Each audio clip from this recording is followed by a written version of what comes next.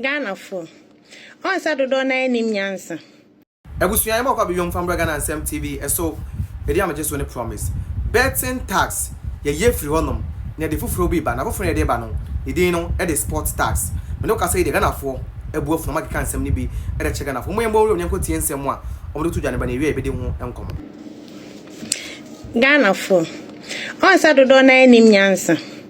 On Saturday na ejimi pa asif sesebi mo adwen ene de do mo adwen mu.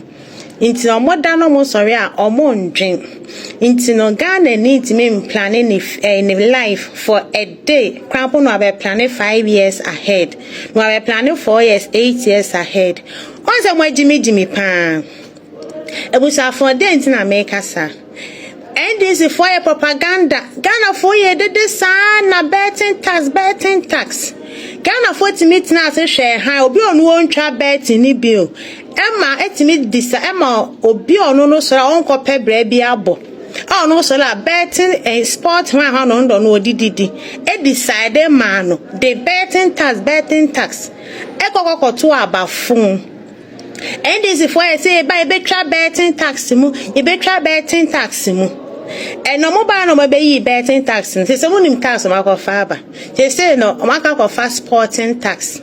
Sporting tax they say omo baba betiti obia tax. E da ka koma various football clubs. They say House of Kotoko, King Faisal, Olympics no omo keka ho.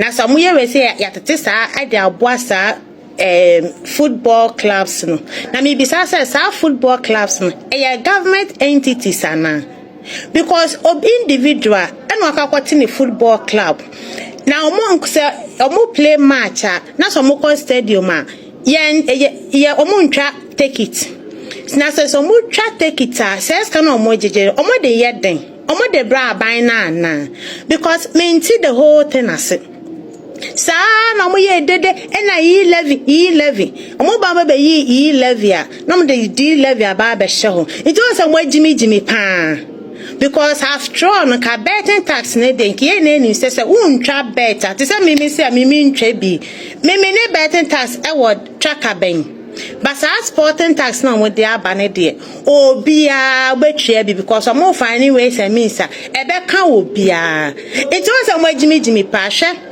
Common sense will tell you say ene baby area say kono aban bie ni ho a oba betiti bibia so but nioma bekoso ayedin nioma bo be yedin nioma bekonanim it wo hia aban a oba obekushin wa ma wo hwan aheha wo kakra na taxes bi obeya free wo so nioma bi wo hwa te senka free education untwa school fees na nka ho no hwan aheha wo e bia national health insurance so kwa untwa at moment no untwa hospital bills na hwan aheha wo ambulance wo ho we na just ama wo life why I simple but so be catch us say obi ayi abo ayedin it me ba beti kenke so me ba ire be ko 1 cedi de wo tie sa propaganda na why Jimmy wunnim nyansa wuntumi nwene because bible cry me atia say bre na kwa wie ya ebre mu odin be ba enum ne e wo no Jimmy fu emu nsie nyansa mimi nsa American Nkwasiafuo mbeba me comment section sabab church Nkwasiafuo te mi di matem ko nsa mo ba be di matem bi munse nyansa munja Jimmy no na muntimi plan mo life 4 years 8 years mun plan sa abaya make akoti me de me life 4 years kwa ko show bi sa di na menya fi sa 4 years ni mu nje se mi bi sa se NDC buy pa wo life say na better Dear no wetini aya aboa wo life ahu eye different from MPP breso se na ofo ebu faso efa school fees so efa bribe honom ni ade is it the kind of Ghana we want ana majimi munsue nyansa sa se no ane so nipa na sorry a me MPP ni basanka NDC for ba na omo policies so mo de ba no na de me hwe be boa mabusua why not I will vote for that person. But unfortunately, from time memorial, NDC for in Kenya, some for some bia ma that me NDC for nyama bad because see idea di boom, I dream, say di boom mine, or more money. school ya o man kobi enti omo bebetra Nkwasiasem saa propaganda saa na ebenye jimifo ade Ghana na jimifo na do so che nyansafo omo ni daachi omo ni future omo ntimi nwene enwe omo ma ho ebeka koto ama omo ba no aba bese no ma ye nioma poto ankenya sa. How do you explain say yakako yi levy ye the levy aba be show? Is it not the same tax? Yakako yi betting tax ye the sporting tax aba show? Is it not the same?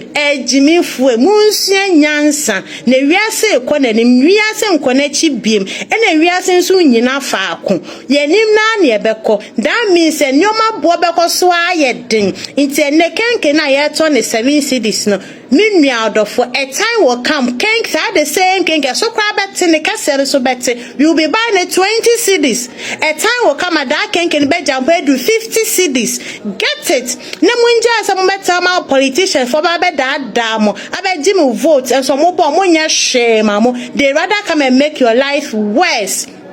Munsia nyansa na jimie ne doso sometimes me tin sem bia na makoma ya meja na o me bamba ke kama adwen de kire mo jimie ne too much. Munsia nyansa I hope say nyampa next 4 years 2028 you people will vote wisely because maybe amodi mu vote ni nam there. Oh, the least said the better. Ghana for the bia mama nipa ebre the bia because me dream ho a me ntiase anyway order for fans about kuma so na fans about plus ne so na follow me that's ye kan wontie there be na wo be hu ka wie ni onu o kana zawe me say John Dramani Mahama be Ginidi rough when you am Ginidi onim send you say trick amount for very easy. Oh yeah. Onim send you be say trick wa adwin anyway nim ba ho so. And before answer oni be ba ho so no. Na the opportunity dey on why or dey we wie. Yes. Oba trick o am we believe say he is come to do something better. Then on your opportunity ni we are no wa mafia. The idea is say the no robbing Peter to pay Paul. Robbing Peter to pay Paul. We levy any betting tax free. In order to do so levy any sports levy abe replace. Yes. We levy any betting tax free. In order to do so levy any sports levy abe replace. And that's the NDC government for you. The NDC government, they don't care about you, the citizens, and what you feel, what you go through. No, they don't care about that one. All they care about is their pockets. All they care about is their pockets. And it is true, because they don't care about you as a Ghanaian. They don't care about how you feel or whatever you go through. The money man say, bet you ready, because they know that that is what you want to know and that is what you want to hear. So that's what will happen whenever you choose someone for doing yet when I'm mobile doing be diagro.